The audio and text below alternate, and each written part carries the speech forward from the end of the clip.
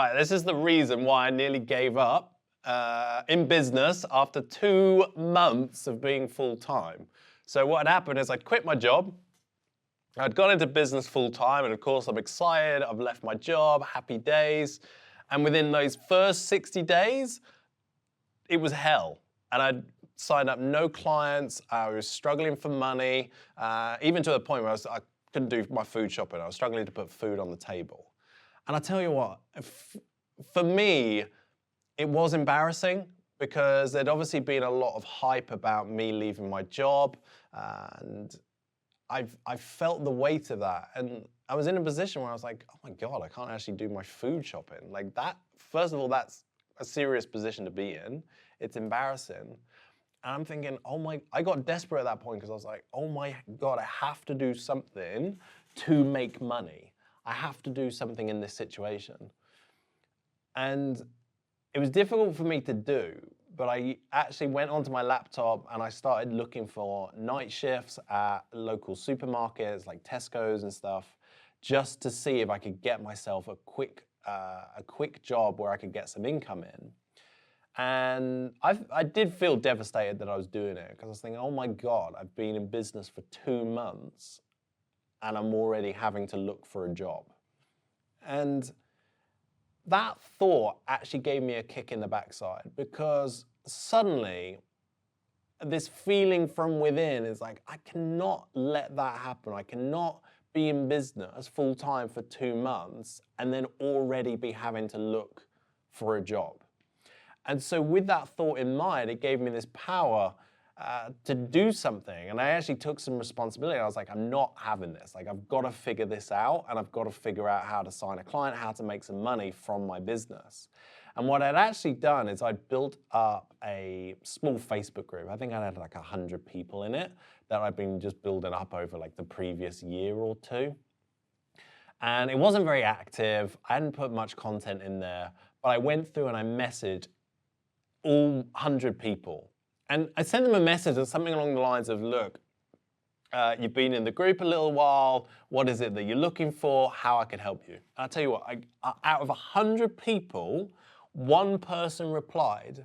And that one person said, oh my God, Tom, you've messaged me just at the right time. I've been looking for some help. I've been struggling at the moment. I need some support. And so I got on a call with this person. We had a call. It was a really great call. And she ended up paying £2,000 for some coaching at the time. And I worked with her I did a 3-month program with her. It was such a huge success because for the first time that I've been in the business full time outside of my job, I'd signed up that first client. And it was like a 180-degree shift from going from wanting to give up to suddenly signing up that first client. And now that I think back to it, what do I actually think about that situation? What do I actually take away from that? What did I actually learn from it? And that's what I want to share with you. You do have to take responsibility in that moment. And that's what I did. I was like, screw this, I'm not having it, enough's enough, I'm gonna figure this out. And when you take that responsibility, but you also set a high intention, because most people are in business and they're like, oh yeah, I could do that, or maybe I'll do that, I'll try. It's very low commitment, it's a very low intention, and you're not really gonna get the results that you desire from that. But when you have an energy about something, the intensity about something, when you have an urgency about something and you wanna get things moving, and I don't mean from a place of like total desperation, but what I do mean is you just having a strong, clear intention. When you have that, things begin to shift and things begin to work in your favor and work for you. And that's what I feel like happened to me. And it gave me so much confidence because once you've made that first sale, happy days, because then you can always tell yourself, hey, I've done it. I've already made a sale. I know you can do it. It's proof of concept. You've proven to yourself, you've proven the concept works, you've proven to yourself that you can do it. And then it's a case of repeating it. And that was such a crucial point in my journey.